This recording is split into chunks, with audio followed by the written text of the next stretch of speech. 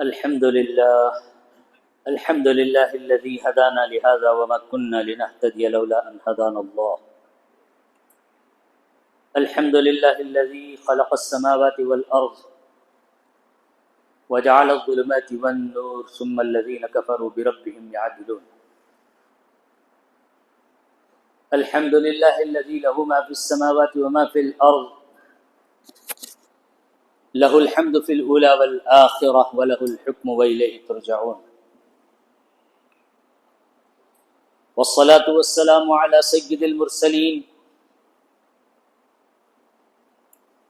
وعلى آله وأصحابه وذرياته وأهل بيته أجمعين.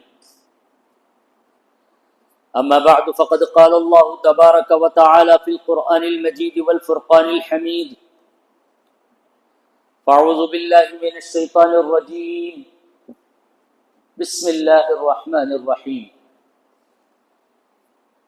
تلك الدار الآخرة نجعلها للذين لا يريدون علوا في الأرض ولا فسادا والعاقبة للمتقين.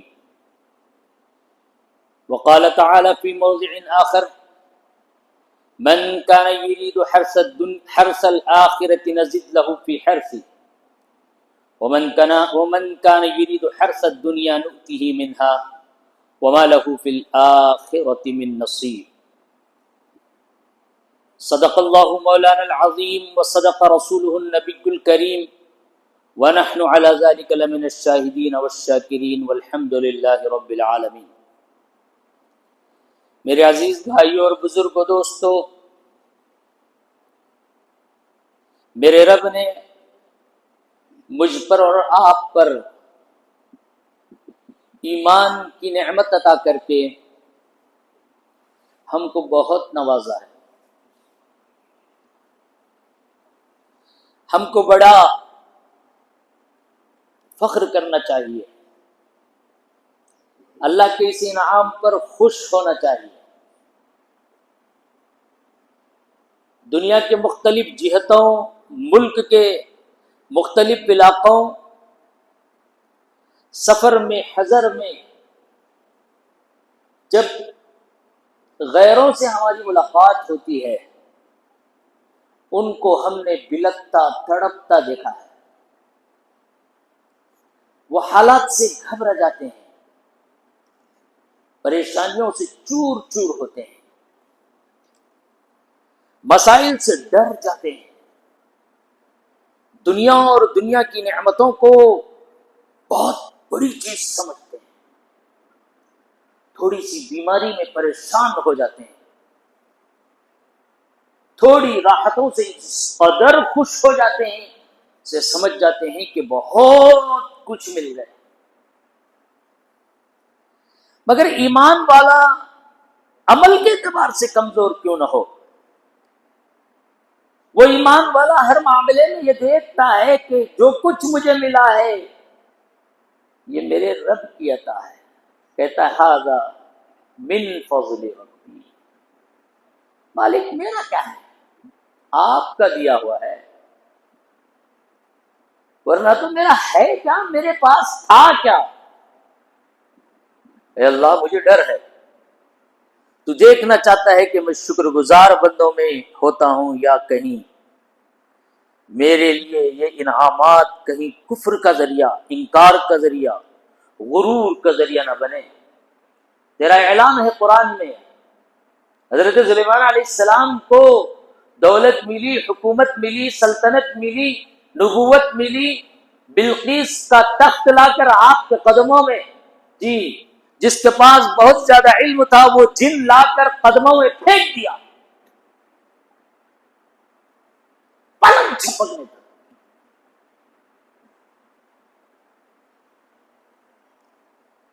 جیسے ہی نظریں پڑی بلقیس کے تخت پر جو بہت بڑی حکمران تھی، فوراً حضرت سلیمان علیہ السلام کے زبان سے یہ الفاظ نکلے: ھذا من فضل ربی، یہ میرے رب کا کمال ہے. اسی نے تو مجھے انسانوں پر، جنات پر، درندوں پر، چرندوں پر، مچھلیوں پر، اللہ کی ساری مخلوقات پر مجھے حکومت دی. تبھی تو یہ عمل پورا ہو سکا. یہ سرکش نہ سننے والے نہ سمجھنے والی قوموں کو میں نکیل ڈال سکا. یہ میری حکومت کا کوئی کارنامہ نہیں ہے بلکہ میرے رب کی عطا ہے. ھذا من فضل ربی، یہ میرے رب کا فضل ہے. لیبلونی ااشکر ام اکفر، آگے کے دو جملے بڑی ذمہ داری کے جملے. کہتے ہیں کہ اللہ میرا امتحان لینا چاہ رہا ہے کہ میں اللہ کا شکر بجا لاتا ہوں یا پھر اس حکومت کے ملنے پر کہیں میرے اندر غرور اور گھمنڈ اور انکار خدا کی نعمتوں کا، جی خدا کی نعمتوں کے بارے میں جی میرا خیال نہیں چاہتا، یہ اللہ دیکھنا چاہ رہا ہے. اسی لیے میرے بھائی بزرگوں دوستو، جب حالات اور دنیا پر بصارت کی نگاہ جب پڑتی ہے تو دنیا دار اور اسلام سے خالی انسانوں کے ذہنوں کو جب دیکھا اور پرکھا اور ان سے بات کی جاتی ہے تو اندازہ ملتا ہے کہ مالک غریب میں کیوں نہ ہوں، تیرے دین اور تیرے ایمان کی برکت سے میں بہت بڑا آدمی. اللہ تیرے اس انعام پر میں کتنا شکریہ ادا کروں کم ہے، اس لیے کہ تو نے وہاں بھی نعمتیں دی ہیں یہاں بھی نعمتیں دی ہیں. وہاں نعمتوں کو وہ سب کچھ اپنی طرف سے سمجھتا ہے اور اللہ ایمان کی برکت سے ہمیں یہ یقین ہے کہ یہ نعمتیں تیری طرف سے ہیں. ان کے آنے سے بھی ہم کو غرور نہیں آئے گا، ان کے جانے سے بھی ہم کو غم نہیں ہوگا. تو ایمان والا ہر چورستے پر، ہر موڑ پر زندگی کے اس تصور کو اپنے ذہنوں میں لے، یہ کہے کہ ھذا من فضل ربی. میرے بچے پڑھ لیے ھذا من فضل ربی. اللہ میرے گھر پر رزق کے دروازے کھولے ھذا من فضل ربی. اللہ تعالی ہم کو انعام و اکرام میں رکھا ہے ھذا من فضل ربی. اللہ نے صحت کی دولت سے مالا مال کیا ہے، مالک یہ تیرا کمال ہے. اس شکر گزاری کا نتیجہ یہ ہوتا ہے کہ مومن کا ایمان بھی بڑھتا ہے، مومن کا یقین بھی بڑھتا ہے. اور ایسی مشکل جگہوں سے جہاں اسباب کے متوالی، احوال کے متوالی، جو اندازوں سے اور اسی طرح پلاننگ سے جو کام کر کے کامیاب ہونے کا دعویٰ کرتے ہیں، محمد الرسول اللہ کے غلاموں کو اس طرح ایسے دعوے اور ایسی بہت پری پلاننگ کرنے کی نوبت نہیں آتی. اگر نئی پلاننگ کرنے والے کامیاب ہوتے تو سب سے زیادہ اسرائیل کو کامیاب ہونا تھا، سب سے زیادہ امریکہ کو کامیاب ہونا تھا، سب سے زیادہ دولت مندوں کو کامیاب ہونا تھا، سب سے زیادہ جو مارکیٹنگ میں انویسٹ کرتے ہیں ان کو کامیاب ہونا تھا. اللہ فرماتے ہیں کہ نہیں، میں جو کرتا ہوں اس میں کامیابی ہے، میری باتوں کو ماننے والوں میں کامیابی ہے، میری باتوں پر چلنے والوں کو کامیابی ہم دیتے ہیں. لوگوں نے کہا کہ ان کے پاس ہے کیا، یہ ختم ہو جائیں گے. اللہ کہتا ہے میں جس کو بچاؤں، تمہارا بم بارود طاقت اس کا کچھ نہیں بگاڑ سکتا. اے اللہ تیری ان نعمتوں پر ہم سب کو شکر گزاری کی توفیق عطا فرما. اسی لیے قرآن مجید نے جگہ جگہ جب قارون نے اپنے مال کی، اپنے دولت کی اور اپنی طاقت کی اظہار اور اس کی شو بازی میں اس قدر لگا، جس کا قرآن نے تذکرہ کیا ہے کہ اس کے سونے کے جو محلات تھے اس کی خالی چابیاں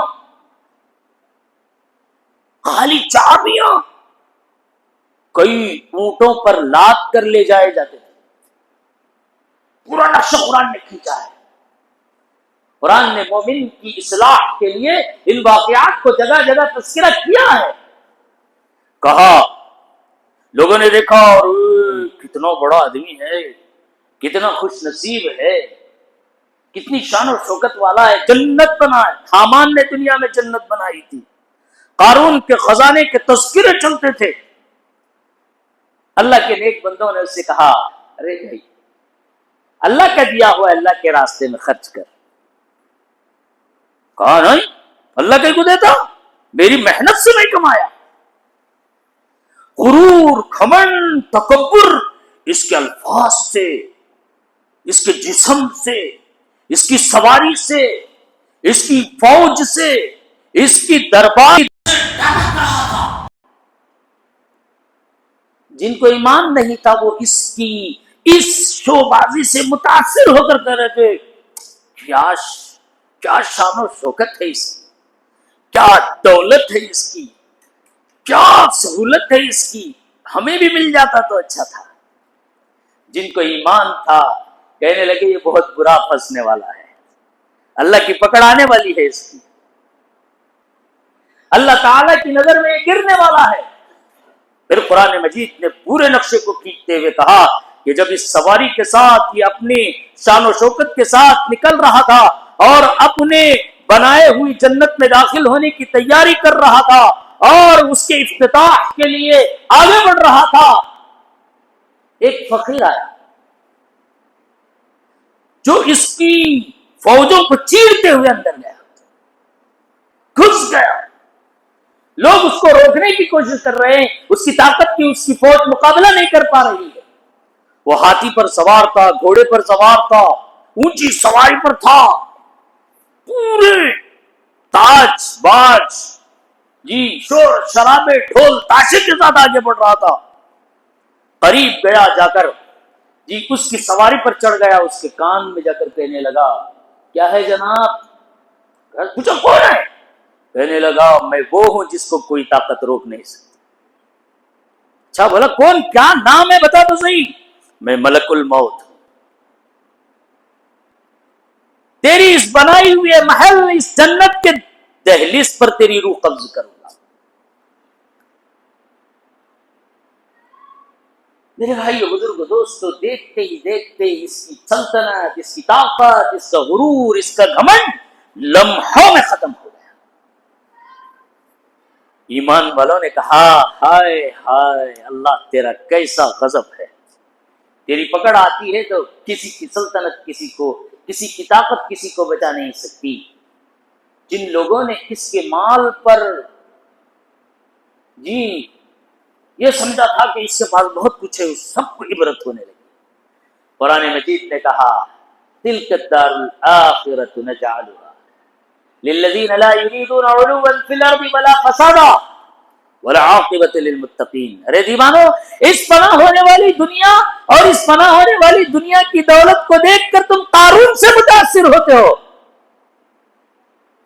اس سے بہتر جنت, اس سے بہتر نعمت, اس سے بہتر انعامات جو آخرت پر جس کی نظر ہے ہم اس کے لیے وہاں سب کچھ تیار کر رکھے.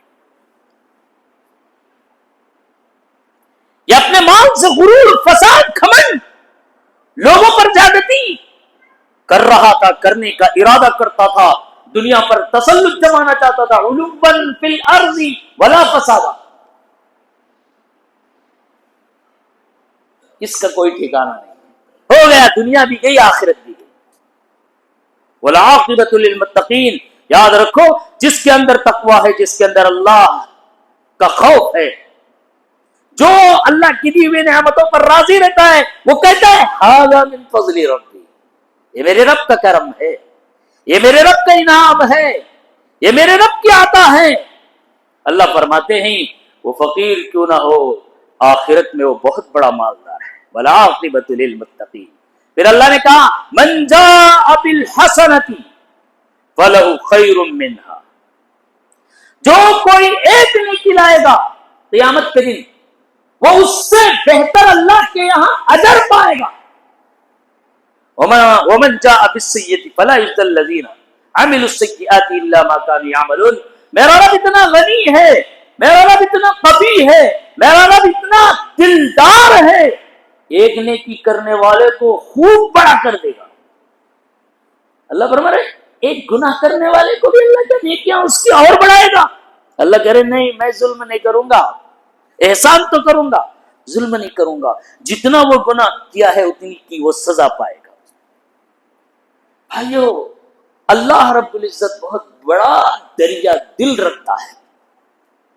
یہ ایمان کی برکت ہے جو دنیا کی لطف اور دنیا کے چکڑ میں پھنسنے سے بچاتا ہے. بتاتا ہے کہ تیرے حدود یہ ہیں، کہیں تیرے پیر ڈگمگا نہ جائیں، کہیں تو اللہ کی نعمتوں میں شان و شوکت میں جا کر خدا کی انعامات کو فراموش نہ کر دے، کہیں میرے رب کو ناراض کرنے والے عمل تجھ سے صادر نہ ہو جائے. تو دنیا میں عزت اور دنیا میں اپنی شان دکھانے کے لیے کہیں رب کریم کو ناراض تو نہیں کر رہا ہے. تیرا وقت بھی قارون جیسا ہو سکتا ہے. ہوشیار، خبردار، حدود میں رہنا. اسی لیے انسان کی زندگی میں جب کبھی بھی اللہ رب العزت نے جتنی مخلوق ہے اس کو ایک دن اس دنیا سے نکلنے کے کی اللہ کا حکم ہے، طے ہے. جو پیدا ہوا ہے اس کو مرنا ہے. ٹاٹا برلا کو مرنا ہے، دنیا کے جمانے والوں کو مرنا ہے، حکومت کرنے والے کو مرنا ہے، فقیر کو مرنا ہے، غریب کو مرنا ہے. ہر جاندار چیز کو اس دنیا سے رخصت ہونا طے ہے. لیکن جس کے دل میں ایمان ہے وہ کہتا ہے یا اللہ میں تیری ملاقات کا مشتاق ہوں. مالک یہ زمین مجھ پر تنگ ہو چکی ہے، میں تیرے دربار میں آنے کے لیے تیار ہوں. اس تیاری کے لیے مولا تو میری مدد فرما. لڑکتے قدموں کے ساتھ گرتے پڑھتے تہجد میں اٹھ کر کسی کے سہارے کے بغیر اللہ کی یاد میں لگ جاتا ہے. اٹھنے نہیں آتا، بیٹھنے نہیں آتا، بعض دفعہ پیر پسل جاتے ہیں، گر جاتے ہیں. کہتے ہیں کہ پھر بھی اللہ ایک بندے کے بارے میں معلوم ہوا طبیعت خراب ہے، جان نکلنے والی ہے. 15 دن پہلے سانس 30% چل رہی ہے، اوپر سانس آ رہی ہے. فجر کی نماز ہے، 3 بجے سے تکلیف ہوئی ہے. اذان ہوتے ہی اسی حالت میں مسجد کو گئے، نماز کی تیاری کر رہے ہیں. فجر کی نماز کھڑنے والی ہے. لوگوں نے ان کو دیکھا کہ ہانپ رہے ہیں. کہنے لگے کیوں آئے مسجد کو اتنی بیماری کی حالت میں؟ گھر میں پڑے رہنا چاہیے، گھر میں پڑھ لیتے. بندہ تاجر ہے، کوئی بڑا ولی نہیں ہے وقت کا. لوگوں نے گھیر کر پوچھا تو کہنے لگے اس دروازے کے علاوہ بتاؤ اور کون سا دروازہ ہے جہاں مجھے صحت مل سکتی ہے، جہاں میری دعا قبول ہو سکتی ہے. اسی حالت میں رہے، وہاں اور تکلیف پڑی، ہاسپٹل لے گئے. تھوڑی دیر کے بعد انتقال کی خبر ملی. اتنا خوش نصیب ہے وہ بندہ. مومن کو جب اللہ سے تعلق پیدا ہو جاتا ہے تو اس تعلق کے نتیجے میں اس کا آخری وقت بھی بہتری کی طرف جاتا ہے. اس کو اچھے عمل کی توفیق ہوتی ہے، اللہ سے رجوع ہونے کی توفیق ہوتی ہے. وہ چاہتا ہے کہ میرا آخری عمل ایسی حالت میں ہو کہ اللہ مجھ سے راضی ہو جائے. یہ قدم اٹھانے والا وہ نہیں ہے، اس کے قدم کو اللہ اٹھاتا ہے، اس کے قدموں کو اللہ لاتا ہے. ورنہ تو ہمارے جسم اتنے بھاری ہو جاتے ہیں، مسجد کے دروازے سے گھر لگا رہتا ہے. صحت، سہولت، ساری نعمتیں ہوتی ہیں. یہاں سے 30 کلومیٹر. بعض لوگوں کو میں نے دیکھا روزانہ ہندوپور سے بنگلور کو آ کر دن بھر محنت کر کے صبح آتے ہیں، شام میں جاتے ہیں. بعض لوگوں کو میں نے دیکھا کرشنا گری سے بنگلور کو آتے ہیں، صبح میں آتے ہیں، شام میں جاتے ہیں. تھوڑی سی روزی کے لیے، اللہ کی یاد کے لیے مسجد کے بازو گھر ہوتا ہے، مسجد میں پہنچنے کی توفیق نہیں ہوتی. اس کا مطلب یہی ہے کہ پہنچانے والا کوئی اور ہے، ہم نے اس سے رابطہ نہیں کیا. رزق کے بارے میں بولا، اللہ رزق کے لیے جانے کے اسباب بنائے. آخرت کے سودے کے لیے ہم نے اللہ سے رابطہ نہیں کیا. اللہ نے کہا تو نہیں مانتا تو مجھے کیا پڑی ہے. تو میں بتا رہا تھا کہ جس کو اللہ کی عبادت کی لذت اور حلاوت، مٹھاس مل جاتی ہے، اس کے پیروں میں دم نہیں ہوتا. بعض مصلیوں سے میں یہاں ملتا ہوں، ہمارے اسی مسجد کے مصلیوں سے، کہتے ہیں کہ حضرت گھٹنوں تک طاقت نہیں ہے، سمجھ میں نہیں آتا میرے اس نیچے حصے میں جان ہے کہ نہیں ہے. وہ کہتے ہیں لاٹھی ہاتھ میں، میں پوچھتا ہوں پھر اتنی تکلیف میں اللہ کا در؟ کہتے ہیں کہ اس گھر کے علاوہ ہے کون سا در؟ اس کو کہتے ہیں فخر آخرت. اور جب اللہ کی طرف سے بلاوا آتا ہے تو وہ کہتے ہیں اے اللہ تیری مرضی سے آیا تھا، تیری مرضی سے تیرے پاس آنے کے لیے تیار ہوں. اس دنیا سے میرا لگاؤ نہیں ہے. میں چاہتا ہوں کہ مالک تو اپنے دربار میں مجھے بلا لے.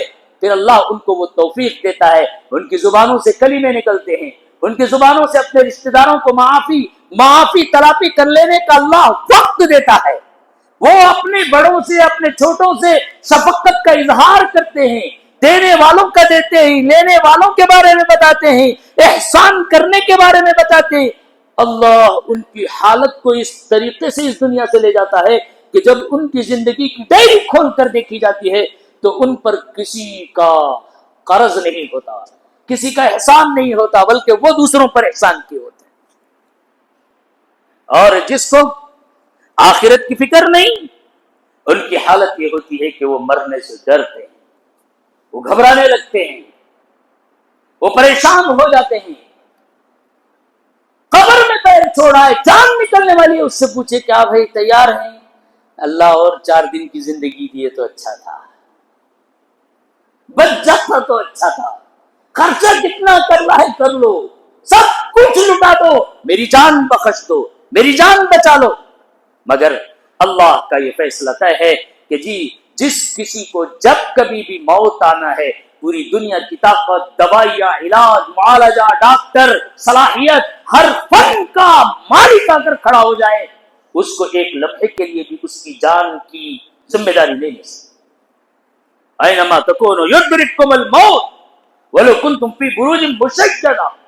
موت آ کر رہے گی، چاہے تم پہاڑوں میں چٹانوں میں بھاگ کر چھپ جاؤ، تم نہیں بچ سکو گے. وَلَوْ كُنْتُمْ فِي بُرُوجٍ مُشَيَّدَةٍ، پہاڑوں میں غاروں میں سوراخیں بنا کر وہاں جا کر چھپو، قرآن کہتا ہے. تو اس کیفیت کا نتیجہ یہ ہوتا ہے کہ وہ بچنے کی، رہنے کی تمنا، خواہش اپنے دل میں لیے رہتا ہے. اسی حالت میں وہ اس دنیا سے رخصت ہوتا ہے، اس کی دنیا بھی برباد اور آخرت بھی برباد. اسی لیے میرے بھائیوں، حضرت امام غزالی رحمت اللہ علیہ ایک مرتبہ کسی بڑے آدمی سے جو دولت کا اور سلطنت کا مقام رکھتا تھا، اس کے پاس کسی نصیحت کے لیے کسی کام سے گئے تو وہ دیکھ رہے ہیں کہ کیا دیکھ رہے ہیں کہ وہ تیاری کر رہا ہے، کہیں جانا چاہتا ہے، کبھی بیوی پر چڑچڑ ہو رہا ہے، کبھی نوکروں پر غصہ کر رہا ہے، کبھی بیٹوں سے کہہ رہا ہے کپڑے استری کیے جا، جوتے لائے کیا. حضرت دور ٹھہر کر دیکھ رہے ہیں اس کے انداز کو، سوچ رہے ہیں کہ کیا ہو رہا ہے. ادھر لگا رہا ہے، تیاری کر رہا ہے. حضرت قریب پہنچے، جناب کہاں جانے کا ارادہ ہے؟ کہا کہ بادشاہ کا وقت لیا ہوں، بادشاہ سے ملنے جا رہا ہوں. اچھا کون سے بادشاہ؟ ہمارے ملک کے بادشاہ سے. حضرت سوچتے رہے تھوڑی دیر، اس کے بعد ہلکا سے اس کو ناصحانہ انداز میں کہا ارے بابا، دنیا کے بادشاہ کے لیے تم نے اتنی تیاری کر لی ہے ملاقات کے لیے، وہ بادشاہوں کا بادشاہ حکم الحاکمین ہے، اللہ رب العزت سے بھی ایک دن ملاقات کرنا ہے، اس سے ملاقات کی تمہارے پاس کیا تیاری ہے؟ کیا کبھی ایسی تیاری کی؟ اس بارے میں کچھ سوچا؟ محمد ابن ادریس شافعی رحمت اللہ علیہ، امام محمد ابن، یہ فقیہ الامام ہیں، ائمہ کے فقیہ ہیں. لوگ اس زمانے میں ان سے مسائل پوچھا کرتے تھے. جب زندگی کے آخری لمحات میں ان کے مریدوں نے پوچھا کہ حضرت کیا حال ہے، کہنے لگے کہ مجھے اتنے عمل کے باوجود اس بات کا ڈر ہے، کوئی گارنٹی نہیں ہے کہ میں اس عمل کے بدلے میں جنت میں جاؤں گا، کہ میں اپنی روح کو مبارکبادی دوں کہ تیرے عمل بہت ہیں، تو اللہ سے ملنے جا رہا ہے، تو بڑا خوش نصیب ہے، تجھے کوئی روکنے والا نہیں. مجھے یہ بھی ڈر ہے کہ کہیں اللہ پکڑ لے تو میں جہنم میں چلا جاؤں، اور اس کی تعزیت میں کیسے کروں مجھے سمجھ میں نہیں آ رہا. یعنی اتنے اعمال کے باوجود مجھے اطمینان نہیں ہے مرنے کے بعد میرے ساتھ اللہ کیا معاملہ فرمائے. حضرت ہارون رشید بادشاہ ایک مرتبہ مجلس میں غب چپ میں تھے، ہنسی مذاق ٹھٹا کر رہے تھے. بہلول دانا اس زمانے کے مجذوب بزرگ تھے، جھولی لگاتے تھے، بچوں سے کھیلتے تھے، کبھی بچے ان کو ستاتے تھے، کبھی بچے پتھر مارتے تھے، ولی اللہ تھے۔ بادشاہ کے دربار میں حکم تھا کہ جب کبھی بھی بہلول آئے ان کو کوئی نہ روکے۔ وہ اندر گھس کر آئے، بادشاہ ہنسی مذاق ٹھٹے میں تھے، بادشاہ کے ہاتھ میں ایک چھڑی تھی جس سے وہ کھیل رہے تھے۔ بہلول دانا قریب آئے تو بہلول کو بلایا، کہا کہ بہلول تو دنیا کا سب سے بڑا بیوقوف آدمی ہے، کیا ہے تیرے پاس؟ ایک جھولی ہے جس میں تھوڑا کھانا ہے، میں وقت کا بادشاہ ہوں، یہ لے لکڑی، تیرے سے دنیا میں اگر کوئی اور بیوقوف بڑا بیوقوف ملا تو اس کو دے۔ مطلب یہ تھا کہ بہلول کو یہ بتا رہے تھے کہ تو دنیا کا سب سے بڑا دیوانہ اور بیوقوف ہے۔ لکڑی لی، مصلی والے نے اپنی جھولی میں ٹھوس دیا۔ ایک مدت گزری، تھوڑے دن کے بعد پتا چلا کہ جی ہارون رشید بادشاہ بیمار چل رہے ہیں، عیادت کے لیے پہنچے۔ قریب آئے، اندر بلایا گیا، کہنے لگے بہلول نے پوچھا کہ بادشاہ سلامت، کیا حال ہے؟ کہنے لگے کہ بہت مشکل حالت ہے میاں، بخار آئے تو بعض دفعہ اتنا ڈر ہوتا ہے کہ بچنے کی نہیں بچنے کی۔ آج کے بخار ایسے بخار لے چلے گئے کتنے کی لوگوں کو۔ تو میرے بھائی کے بزرگ دوستو، اس اللہ والے بندے نے جی بادشاہ سلامت سے پوچھا کہ بادشاہ سلامت کیا حال ہے؟ کہنے لگا بیمار چل رہا ہوں، ڈر ہے کہ کہیں اس بستر سے اٹھوں گا کہ نہیں۔ کہا کیا ہوا؟